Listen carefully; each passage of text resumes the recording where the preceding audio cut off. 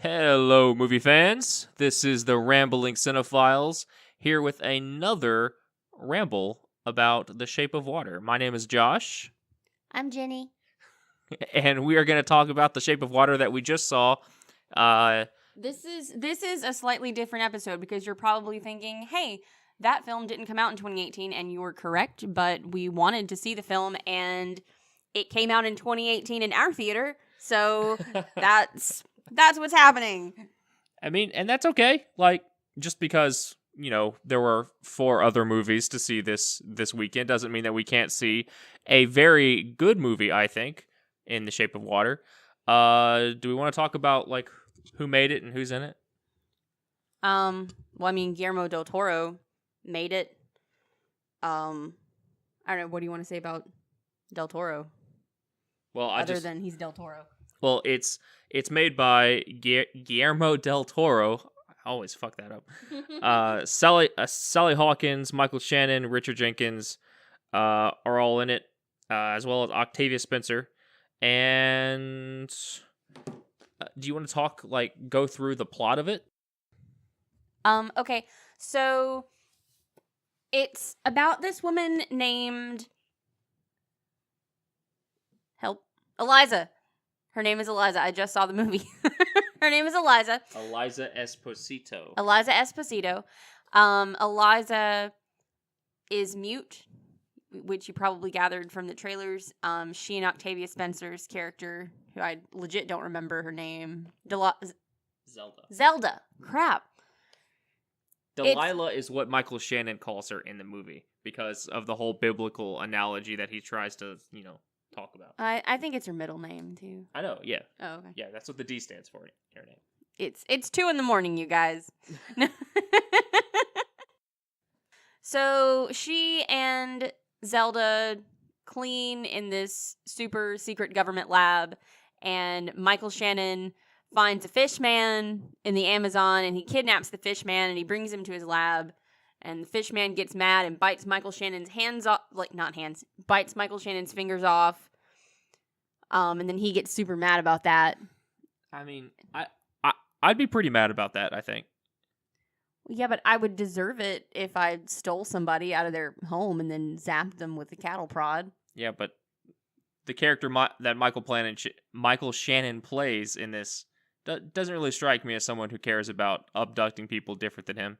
No, he doesn't. And then Eliza falls in love with the fish man, and they decide they have to save the fish man from Michael Shannon, and they do. Do we want to talk about the ending yet? His name on IMDb is Amphibian Man, Jennifer. Amphibian Man. Okay, so he's not totally a fish. Fish man. Whatever. What did you say? Do we want to talk about the ending yet, or do we want to wait? Sure, yeah. Major spoilers, by the way. Go watch the movie before you listen to us, always. But chances are you saw this movie before we did. Yeah. So Michael Shannon is angry, and he finds out that they took Phoebe the fish man. Amphibian Man. Phoebe.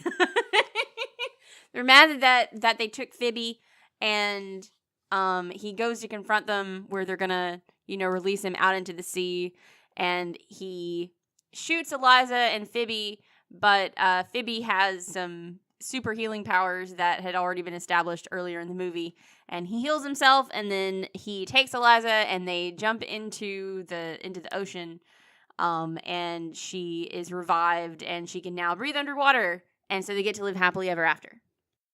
Is that actually what happened?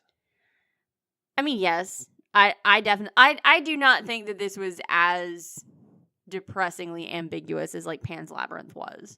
I was a little worried that they were going to do that. But I don't know. This wasn't the same thing as Pan's Labyrinth, where Ophelia was the only one who witnessed all of the incredible things that were happening. So you don't know, if they really happened or not. We know all of this stuff really happened. So there's no reason for us to believe that he couldn't heal her. True statements. Yeah. I don't think that it was any kind of, it definitely wasn't as ambiguous as Pan's Labyrinth. And I was thinking throughout the movie that this was kind of a spiritual sequel to that movie. Like the sort of like a modern fairy tale that he was trying to tell, and I thought it was excellent. Excellent. If you've seen the movie, you'll understand that joke. Eggs. Yeah, it was. There were a lot of Pan's Labyrinth similarities, especially with Michael Shannon's character and what's his face, the guy. Who? The bad guy in Pan's Labyrinth, whose name I will never remember. Oh yeah, God, that bastard. Oh my God, the one who shoots her at the end. Yeah, exactly. The one who shoots her at the end. Her stepdad. I don't remember his name either. Yeah, and just the whole like, fascists are bad. People who are different are good. Don't be a dick. Thing that Pan's Labyrinth had going. I mean, there was, and I'm not saying that any of this is bad. Just that you're right. It did. There were a lot of Pan's Labyrinthy things about it. That makes it better. Pan's Labyrinth was such a classic now that making something that even reminds us of that film is quite the undertaking. Can I talk about the like technical aspects of the film? Like, so the entire movie, it's basically like it's a callback to like early filmmaking.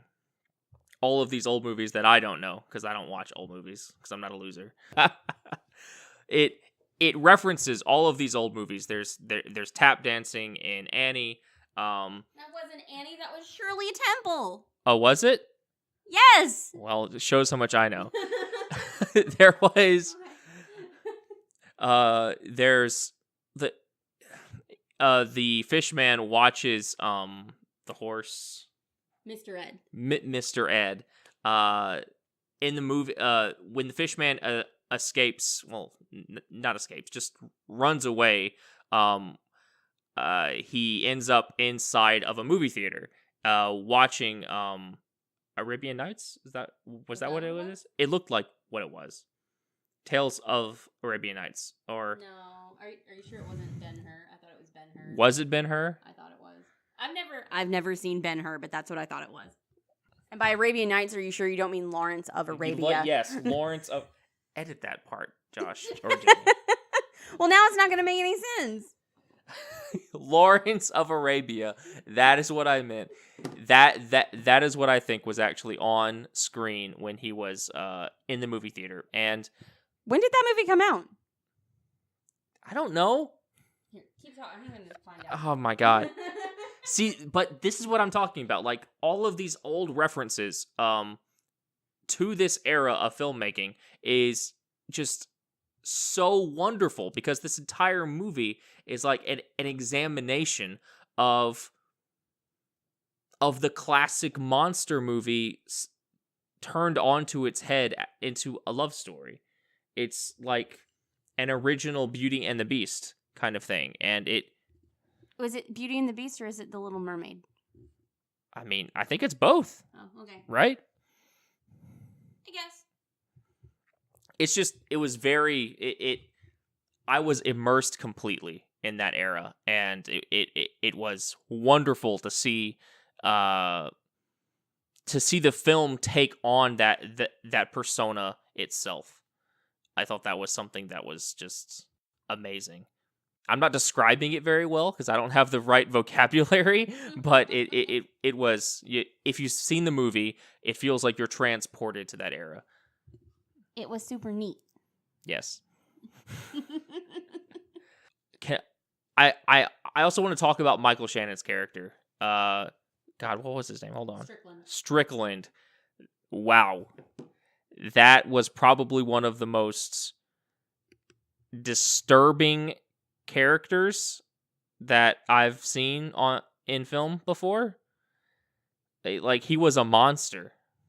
He literally became a monster. He tore his fucking fingers off. What the fuck? He tore. Okay, so after Phoebe bites Michael Shannon's fingers off, like, they reattach them, but the reattachment doesn't take, and his fingers get all black and mushy and gross, and he just doesn't go to a doctor to have them removed. He just Well, it's the 50s. They're not exactly great at that kind of thing yet. Okay, if they can reattach his fingers, they can cut some fucking fingers off. I guess that's true. I just mean like the chances of the fingers actually taking on his hand after they've been severed, like chances aren't very good in the 50s that's going to happen. I mean, they wouldn't have tried if they didn't think it was, possible. I don't think.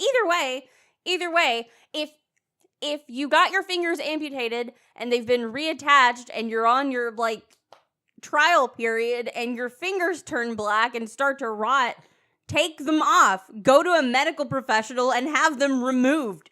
But he doesn't. Instead, he just kind of keeps fiddling with them, and then he just rips them off for funsies. Well, as an intimidation tactic, Yes.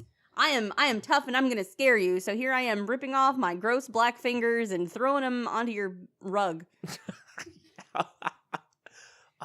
He does so many things in this movie that I want to talk about. He's very attracted to Eliza, but the only reason that he's attracted to her is because she can't speak.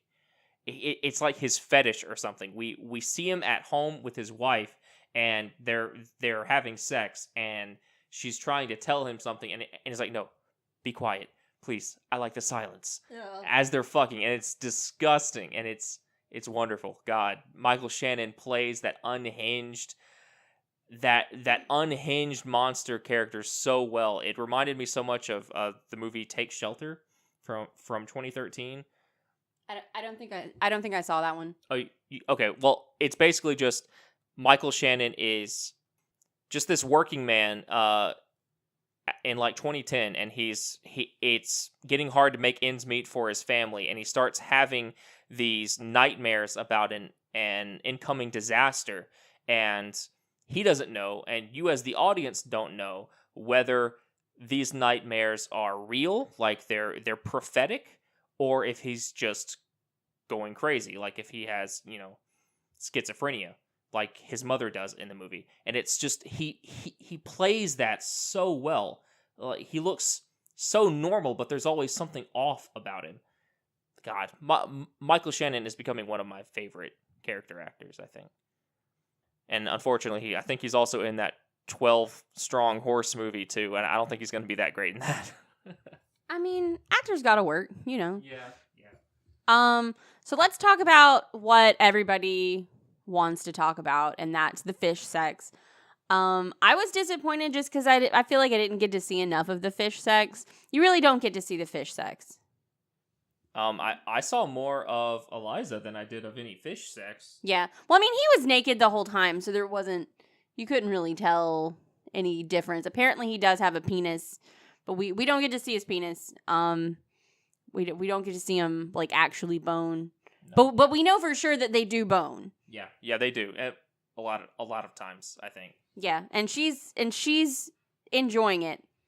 So that's something that I want to talk about the movie. I feel like there wasn't, if I have a complaint, it's that I feel like there wasn't enough character building to show that the amphibian man is actually intelligent and actually that he has the same consciousness that we do, that he is at our intelligence level.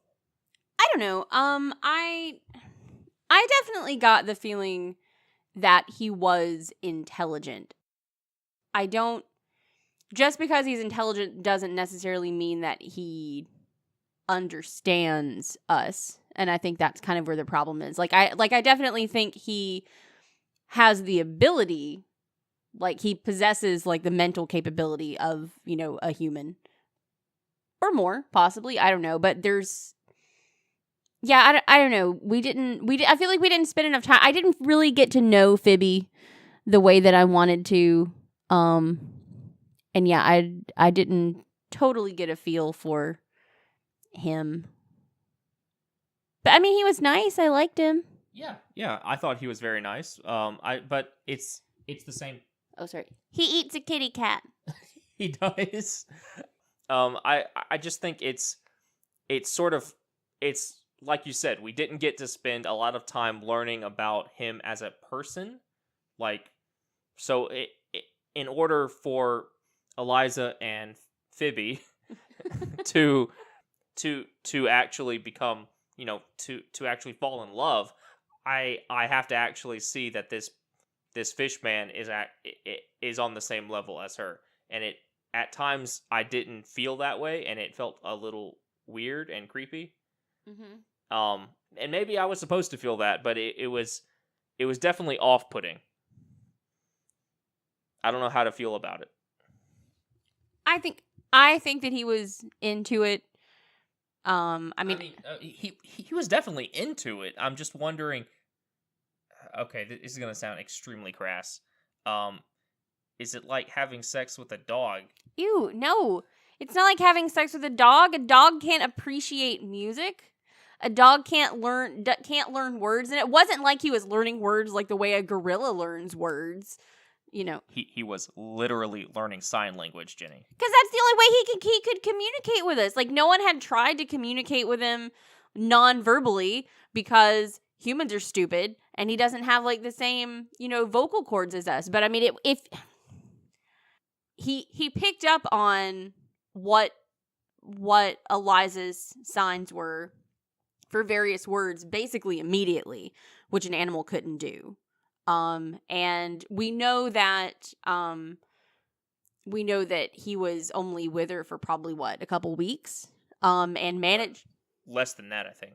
Yeah, and managed to develop like a rudimentary sign language vocabulary. I mean, an animal wouldn't have that kind of capability. I mean, that's true.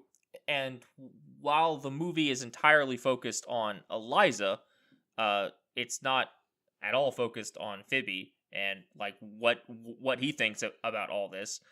But I just feel like maybe there should have been at some point some kind of delving deep into his personality besides just an animal, and that's what I felt like he was. An animal that can learn sign language, sure. An animal that looks a bit like a person and probably has feelings and thoughts and hopes and dreams and all that, but I can't connect that animal is at the same level as us. No, I disagree. I think he definitely is, like sentient and intelligent. He just, he's obviously from a very different background and culture, and I mean it would have taken years for him to like assimilate into human society. Like, you can't expect it to happen in a couple weeks. But the fact that he was able to learn the stuff that he learned and like connect the stuff that he connected so quickly, I think indicates that he was intelligent. Okay. I've got a good analogy here for it. It's like Jane and Tarzan, right? Is it ethical for Jane to have a relationship with Tarzan who has never been around humans his entire life? I don't know. Yeah, I don't know. I guess on the surface, it's fine. I don't know. It's kind of it's a weird question. I mean, but at the same time, like, I wouldn't there's nothing mentally wrong with Tarzan that would prevent him from being able to, consent or be into it. And I think that's, except for the fact that he was raised by apes. He doesn't understand what it is that's happening. True. I mean, I'm sure Tarzan would enjoy it, and I'm sure Phoebe the Fish Man enjoyed it, but it's yeah.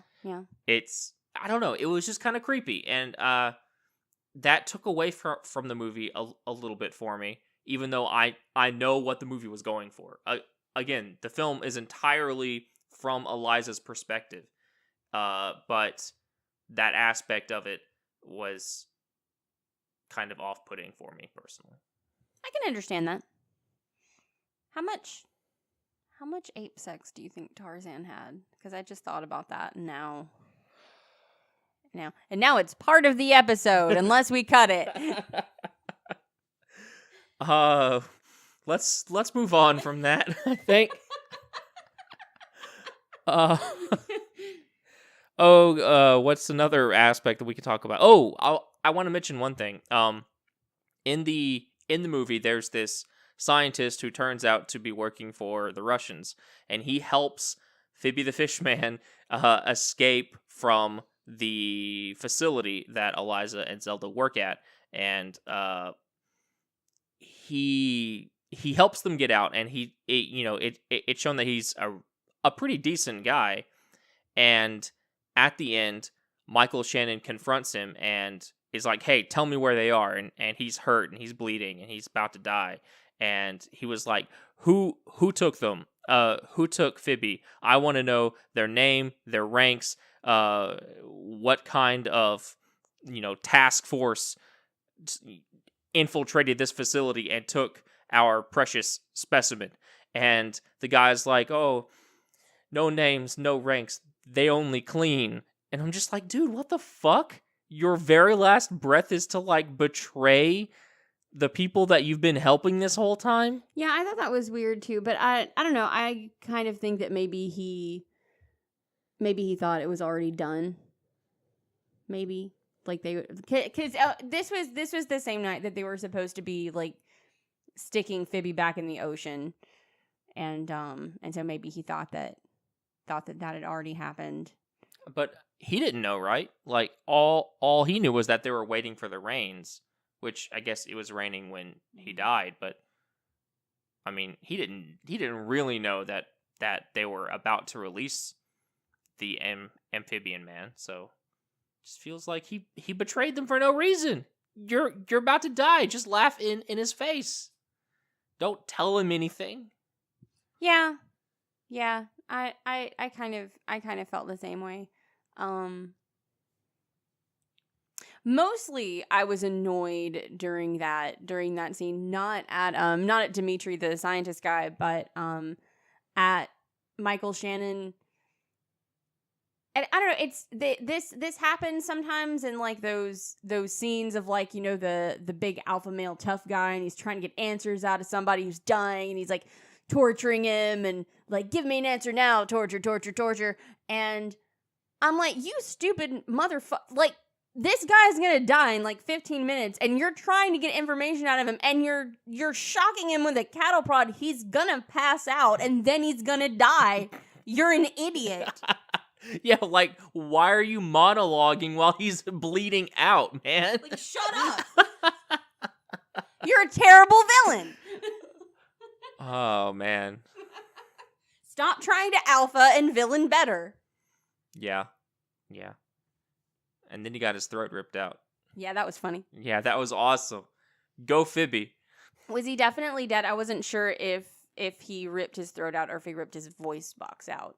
Is that what happened? Well, he slashed him in like the same part where, okay, because Eliza has scars on the side of her neck where her voice box was cut when she was a baby. I don't really know why that happened, but it did. And when Phoebe like slashes at Michael Shannon, like he does it like in the same spot. And so I wasn't sure if that was, I couldn't tell if he was dead or not at the end of it. I mean, I think he was. I think we saw like the life drain out of him at the end. Because he kind of stopped moving and breathing. That's true. He's probably just dead. God, I hope he's dead. Otherwise, he's going to be hunting Phoebe. The Shape of Water 2. Michael Shannon's Boogaloo. Michael Shannon's Boogaloo. God, that's going to be preserved forever. What's wrong with you?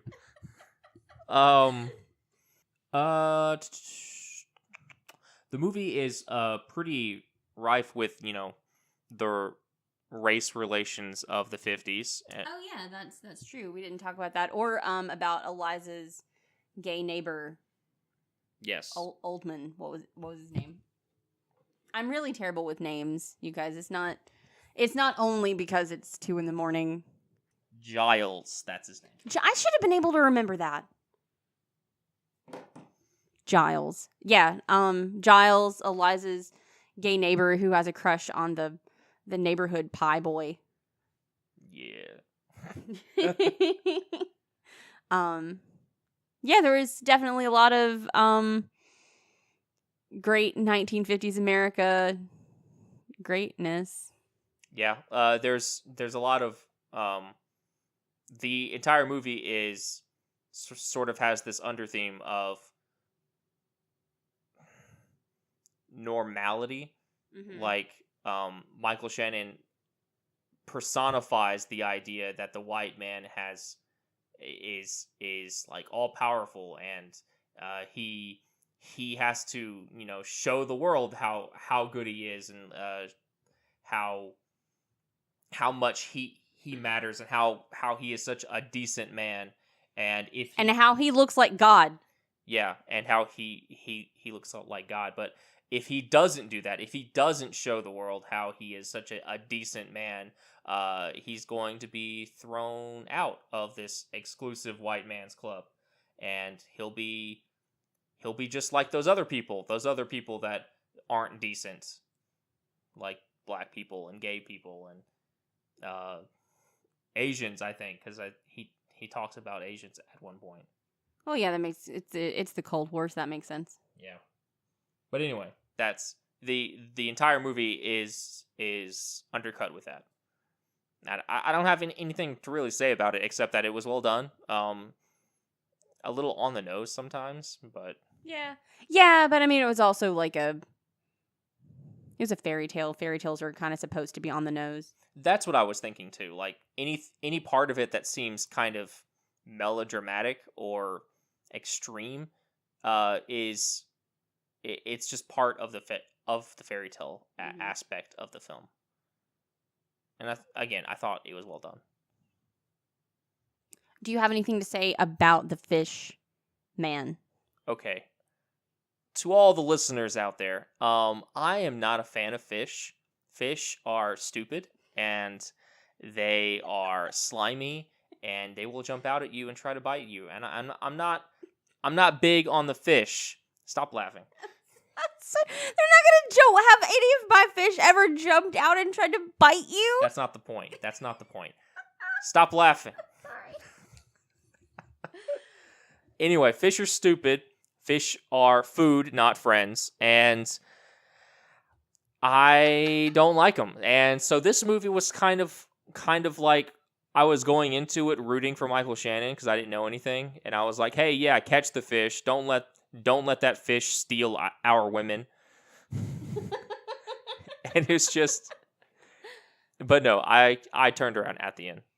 And he's also not a fish man anyway. He is an amphibian man. Oh, well, I guess that does make things easier for you. Yes. That he's an amphibian. So he's like a frog man. I could deal with that. And I mean, I probably would have had the same issue if we were going to see a movie about like a woman and her one true love, Roach Man. So Roach Man. Oh God.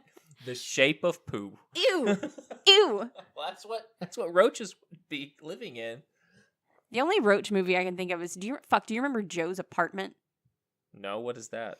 I only saw like 2 minutes of it when I was a kid. Okay, do you remember who Jerry O'Connell is, right? No. Oh, okay. I'm trying to think of what you might have seen him in. Do you remember Sliders? Do you remember the TV show Sliders? Yes. Okay. Jerry O'Connell played Quinn Mallory, the scientist guy. I think I know who you're talking about now. Okay. Tall skinny guy. Yes. Yeah. Quinn Mallory is probably the most intelligent character Jerry O'Connell's ever played in anything. And he did a movie like around like late 90s maybe called Joe's Apartment, where his apartment is infested with cockroaches that talk. What? Yeah, this existed. We have to watch this movie. No, I literally could not. Well, what I saw of it was terrible, first of all, even without the roaches, but I cannot deal. Josh's thing is fish, my thing is roaches. That's not happening. I'm finding Joe's apartment somewhere, and we're watching it. No, we're not. It's gonna be so great. No. I had to watch fucking Fish movie Love Story. You have to watch Roach Apartment. Okay, Fish movie Love Story was art, Joshua. Roach Apartment was not. I don't know that for sure yet because I haven't seen Roach Apartment. Okay, well, you can watch Roach Apartment by yourself. And it's Joe's apartment. Whatever. I'm excited for Roach Apartment now. That's going to be our next episode. No, it is not. Don't stay tuned for that episode. Okay. I don't have anything else to say about the movie, except maybe our ratings. Do you want to do that? I thought it was great. Great how? I thought it was that's my rating system. It was I liked the acting, the music was good, the story was good, it was pretty. It was very pretty. Like, it was so well done. Del Toro just, God, he's such a genius. I thought the movie was extremely good. With my system, I like to think about rewatchability. And while I wasn't I would probably give the film just a 4 out of 5. If I wasn't including rewatchability, I would give it a 4.5 out of 5 because this is definitely a movie that I want to go back and study. This is definitely a movie that I want to go back and look for those small details that I missed the first time around. Josh has taken film classes before, and I have not. For background. Well, I mean, not that it helps any. I don't have, like I said, I don't have the vocabulary to talk about this. You stuff. have more of the vocabulary than I do. I need to do more research. Get back in it for this podcast. But anyway, do you have anything else to add? I don't think so. I think The Shape of Water is definitely worth your time, and you should definitely go see it while it's out, so that Hollywood makes more movies like this. So anyway, if that is all, thank you folks so much for listening to us. Again, we are seeing every movie that is theatrically wide released in 2018. This one is just kind of an extra.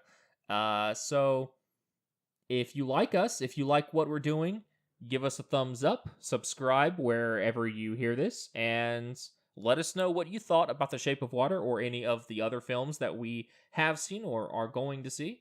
And we hope you have a great day. Bye.